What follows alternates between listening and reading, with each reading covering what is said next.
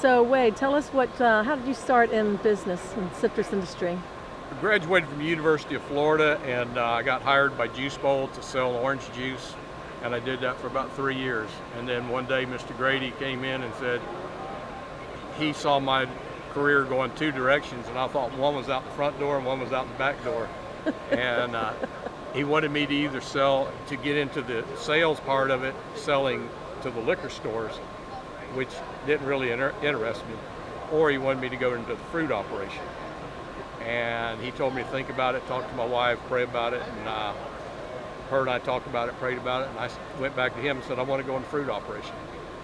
And he said, good, that's where he wanted me.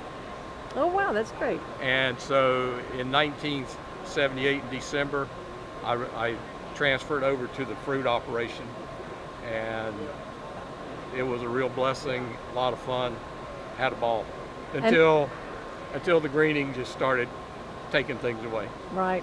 So that was in Polk County you started? Yes, ma'am. And how long were you there? 15 and a half years wow. at Juice Bowl. So what were some of the people that you dealt with, some of the growers in the area at that time? Because there were a lot of characters back then. Oh, there was a lot of characters. One of my favorite was Rick Dix at L. Dix, and Rick and I are still very, very close friends. I dealt with Jim Shuford. There was L&M Fruit Company. They're no longer with us. Yeah. Bought fruit from people like Tom West, the Bentleys, the Donnellys, the Dunsons. I mean, just anybody and everybody. But, you know, we went through the freezes in the 80s, and we had the 81, 83, 85, 89 freeze. We thought things were tough then. But we always laughed and chuckled, and we said, well, we know we're coming back. And, you know, we dealt with it. We had some groves. The company owned some grove up in Howie in the Hills. Right. And we let Golden Jim take care of those. And, you know, you just kept chugging and going, and we kept making it happen. And it was just fun. And it was fun up through the 90s, even into the first part of 2000. But once greening came in, it just put a whole different. Yes. And I moved south in '91, and we got sold to Campbell Soup. Juice Bowl did, and then I stayed with them, and then we got sold to an Iranian, and I won't say a whole lot about that, but I left him after a year and went with Likes Pasco. Okay. And spent 7 years with them, and then 13 years with Jackson Citrus doing harvesting, and then I spent 8 years with Southern Gardens. Okay. I want to go back to some of the people you were talking about, because you talked about Rick Dix, and Ed Dickinson was just in here, and that was one of the names that came up for him too. So tell us a little bit about him. Rick is just straight up, I mean, as honest as the day is long, and just very. Rick and I are very athletic. We've played a lot of softball, baseball, basketball, volleyball, and we have kids about the same age, so we had a lot in common, and we just, you know, we just always got along. We're like brothers, and Rick and I have always had a lot of fun. I bought fruit from him when I was with Juice Bowl, and also with Likes. When I was at Likes, I bought some fruit from him. Just good people.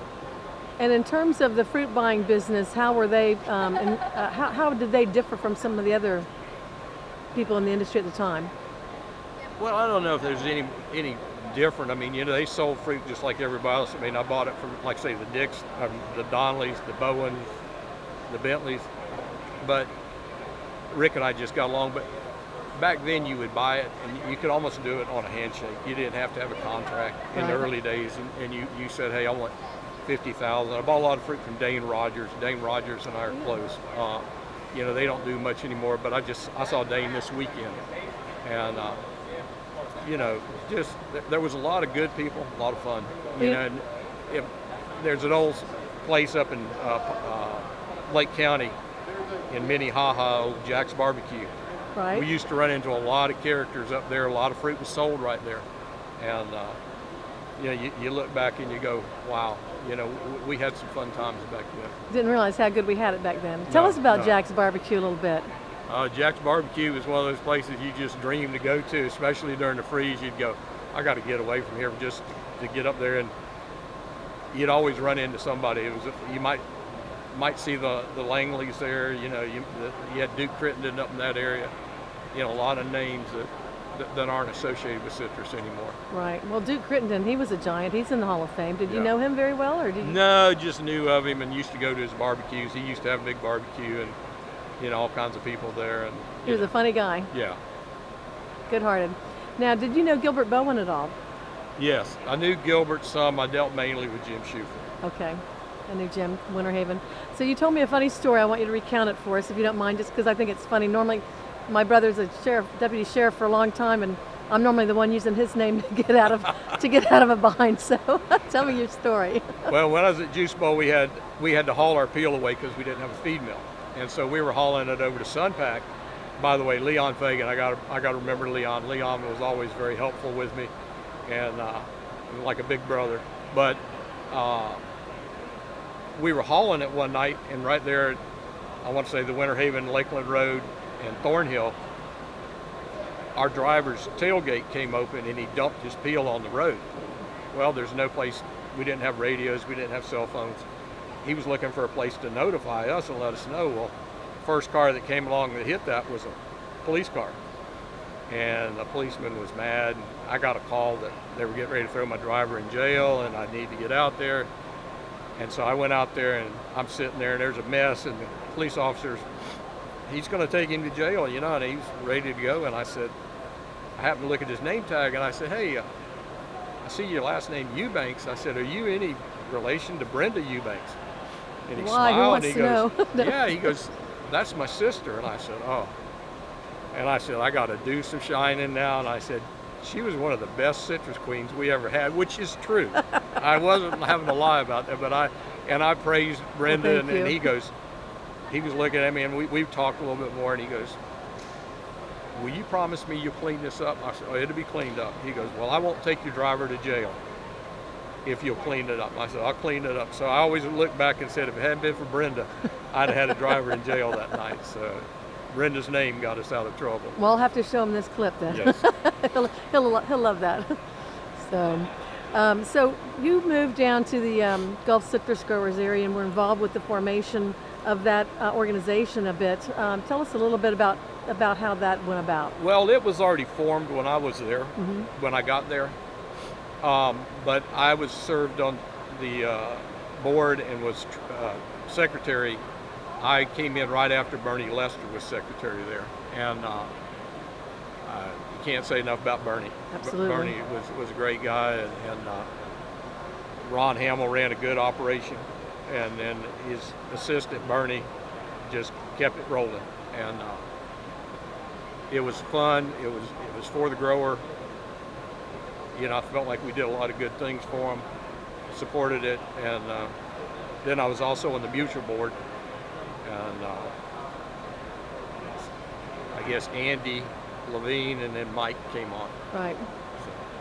So how hard was it during those years to keep things going and, you know, keep positive? And in retrospect, I know it's probably, you're thinking, oh, we had it easy compared to now, but at the time it wasn't that easy. Well, we didn't think it was until we saw what greening was. Right. And you know, especially during the freezes, you'd sit there and you'd really wonder, are we going to come back?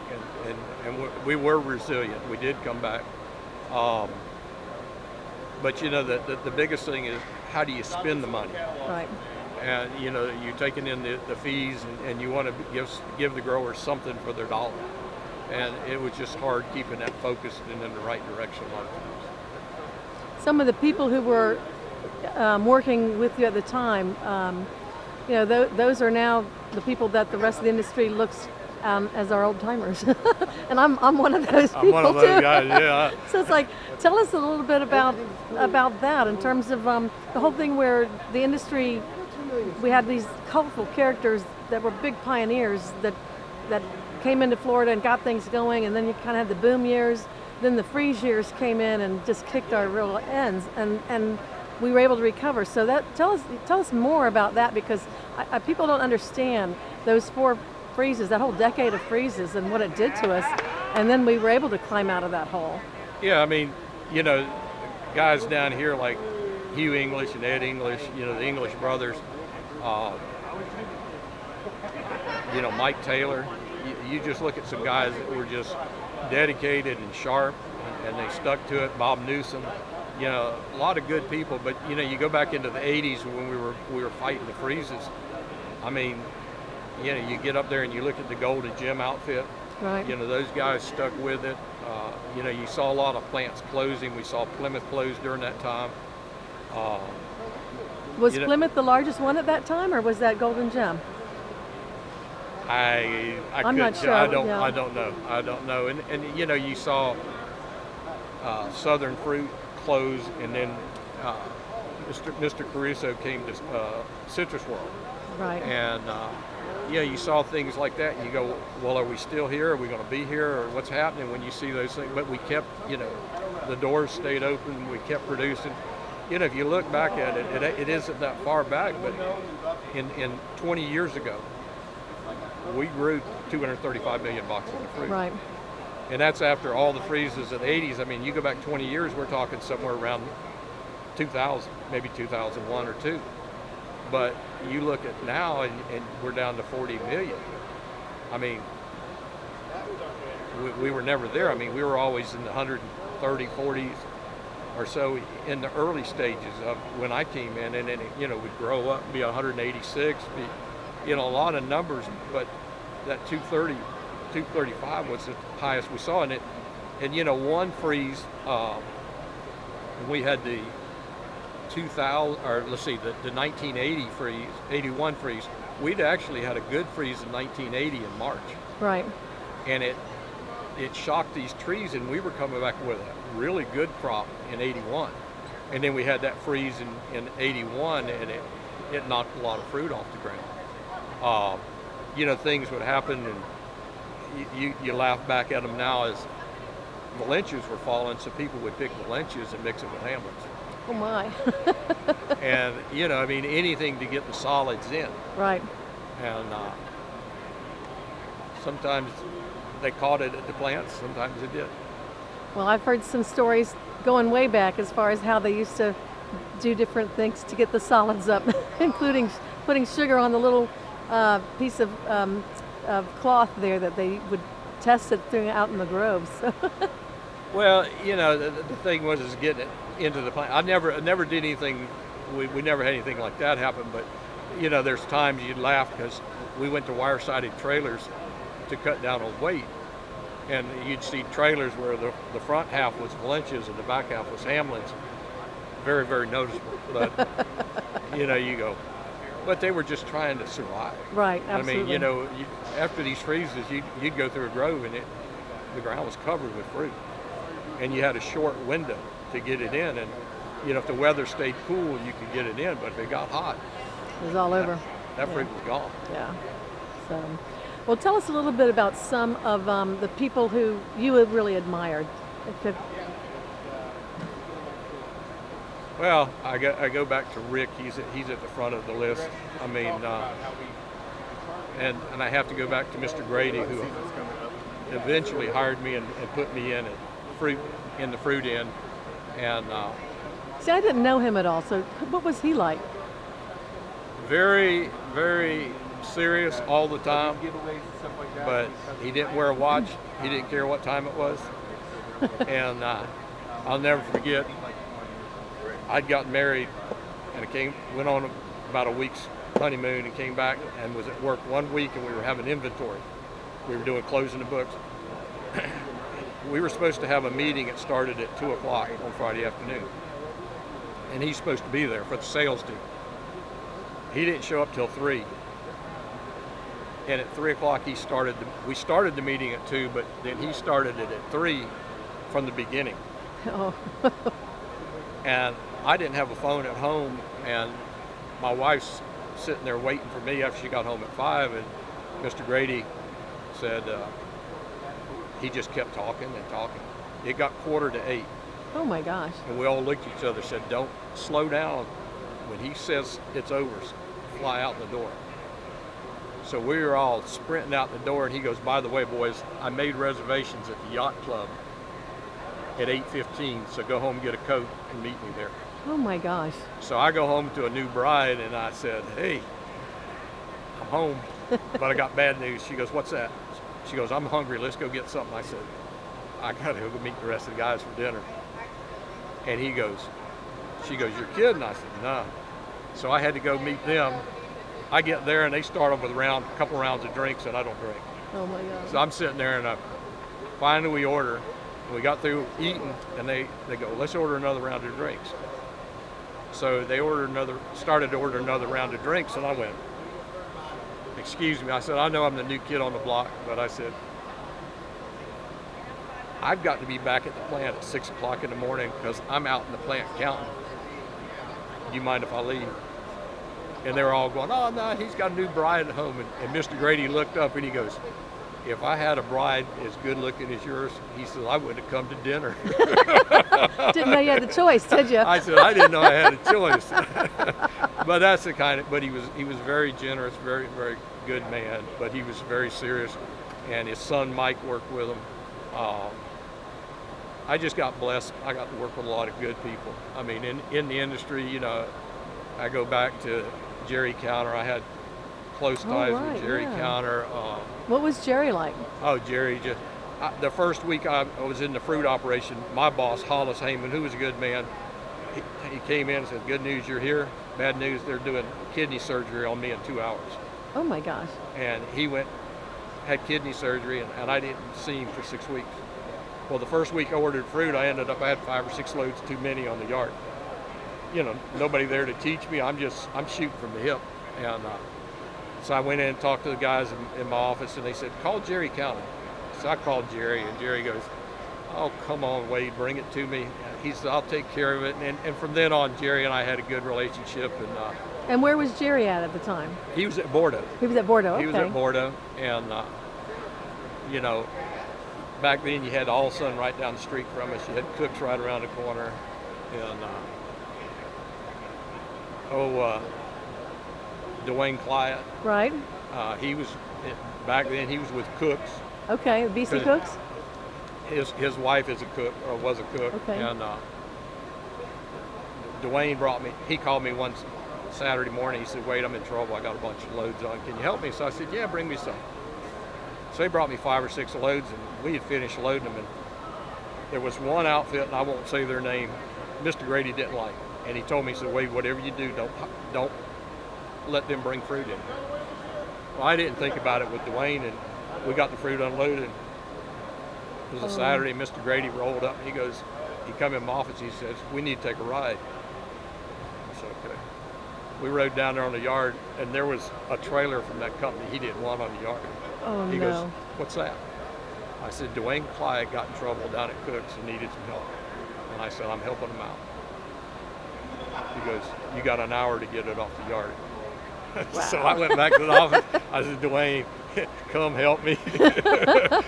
And he pulled it off in about 30 minutes. Well, Monday morning I saw Mr. Grady in the office, and he goes, I scared you Saturday, didn't I? I said, well, you bet. I said, I was just trying to help somebody out. And he goes, I know. He says, and you got it gone. He said, I noticed. He says, but I don't want to see it here again. I said, okay. Wow. That's a good story. But it's just funny things that happen. I didn't realize Dwayne was in Polk County as well. Oh yeah. I never knew that. Yeah. So you had said that it was All Sun, Bordeaux, and who was the other one that was around the corner? Cooks had a little processing plant right there when you turned off 98 on 540 there. In Lakeland, but Bordeaux was in Winter Haven, right? Bordeaux was in Winter Haven, yes, right there by WG Road. And where was All Sun? All Sun was there in Highland City, where Highland City. You know where the new McDonald's is? Yes, right where that is. It was on that corner back that way. Yeah, there used to be a really nice packing house there. Well, Lakeland Packing was right there. Yes. Yeah. That was beautiful. And there was Tom O'Neill, Fred Guest was good. He was a good man. You know, and you go back and you look, and you know, you talked about Duke Critton, and you go there, and you go right there in Groveland was B&W. Oh, that's right. And then you go, you think about Dade City, and you had Lakes Pasco and Evans had a processing plant. What was the name of the Evans processing plant? Just Evans. It was Evans? So. And then you go up there and you had Golden Gem, and then you had Plymouth, and then you had Ardmore Farms. Right. And not only in Orlando did you have Southern Fruit, but you had the one that was there on Silver Star Road called Red Star, I think it was. I didn't remember that one. I know Minute Maid was up there. Minute Maid was there, yeah. I remember growing up as a kid, we go down into Orlando, and the Minute Maid office was there, and it had orange trees all over that area there, 441 and 50. We have a picture of, I think, the Minute Maid plant right in the middle of those orange groves. I think now somebody said it was a Wawa station. I could be wrong, but I don't go in there anymore. My buddies from high school say, "When you come back to Orlando?" I said, no. I didn't leave anything. So, well, in terms of the Gulf area, how hard was that to get, because we weren't growing anything down in South Florida for the longest time, right? And then wasn't it Bob Paul who started in there first? Or yeah, see, I got down here in 91, and Bob Paul and Jack Berry and Duda came down here. Right. And they came down here in the early 80s. Okay. And they planted a bunch of stuff, and you know, they planted a lot of fresh. I mean, they had round oranges. Don't get me wrong, but they planted a lot of fresh fruit, and that's what Gulf Citrus wanted to do, was come out with like an Indian River label, you know, right, and say, hey, this is Gulf Citrus. And the grapefruit was extremely good out of this area. But then when you had Tristasia go through, and then Canker attacked that red grapefruit really hard. Oh, wow. And lost a lot of trees to that. And then trying to set up and get a label going was very, very difficult. That happened really before I got here. Okay. And then right after I got here, they were pushing that, but it just never did take off. But isn't the Gulf area one of the higher producing areas now in the state? Yes. I mean, Polk County and Lake County, you know, we're kind of the king dogs in, and then Lake County fell out because of building. Then Polk was there, and then the Gulf Citrus region was the big area. And in the early 90s, when fresh fruit season hit, grapefruit, this place was just overrun. I never forget the first year I was with Likes, we found a honey hole with some early oranges, and they laughed back at Florinellas because they thought we'd found grapefruit, but we'd found early oranges that were passing. It was down on a berry grove called M&W1, and they ran about 15 Likes trucks by Florinellas, the old Florinellas, right at lunchtime. And they said that place emptied out because everybody was trying to figure out where our trucks were going, because they said they're going to blow the grapefruit market apart. Well, we didn't find grapefruit. We found oranges. We found some early testing oranges, and went down there and picked a bunch of oranges. So Florinellas would be the lunch spot for the Gulf area, in the like Gulf. Jack's was up in. Yes, ma'am. Okay, in Orlando area. Jack's was Orlando area, right? Yeah, it's Minnehaha, Claremont. So more Claremont area. Okay. All right, in Claremont, I've got to get the McLean boys in here too soon. Yeah, the McLean. Any stories on them? You know, I didn't really meet them till I got down here. Okay. And I didn't buy any fruit from them, but, you know, just pass it, and good guys. I mean, a couple of them went to school with my younger brother. They knew my younger brother, right, and that sort of thing. So, well. They went to the wrong school, though, Florida State. Well, my son went there, so I can't say that. He got a $10,000 merit scholarship, though, so I was happy. Hey, got to go where you got to go. Yeah, absolutely. So, any other things that you might want to say? Hey, did you think about this, or did you want to talk about a little bit? No, it's just I just remember they're working the freezes, and you know, you spend long days, long hours, and you know, you just I look back at it and go, it was fun. You know, then when we got into all this greening, it wasn't fun. No, it's not fun. And you know, to see just groves disappear. Just driving over here today, I noticed the Englishes were pushing their Valencias there in Alva, and I said something to Callie, and she goes, they're all gone. Yeah. They're all going to be gone. And you know, you sit there and you go, you drive down the road, you go, that used to be a grove, that used to be a grove, that used to be. It's just sad to see it going out. That's what Benny said about Lake County. I know, Yeah. just going across Highway 60 from Lakeland to Vero, all the groves that are there are gone. I mean, D&E, they've got some that they're redoing right now, but it's just sad to see the groves just dwindle up and die like that. Yeah. It's hard to watch. Freeze, it's overnight, so you can kind of, you know, hit and miss, but not like this slow decline.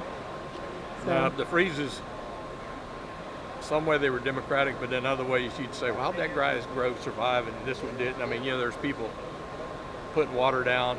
You couldn't do it with overhead, but you could do it with microjet. Right. And even some of them tried heaters where they were, of course, early on they used to have the old smudge pots, but I remember my brother having to go out and fire the groves. Absolutely. They'd pull every kid out of school to do that. But then that became illegal, and then some of them put boilers on their microjet system, and they'd run hot water through and try to increase the temperature, but you still came back. Right. But no coming back from this greening. No. So, well, I appreciate you doing this for us. Thank you, and I appreciate what you do. Oh, thanks.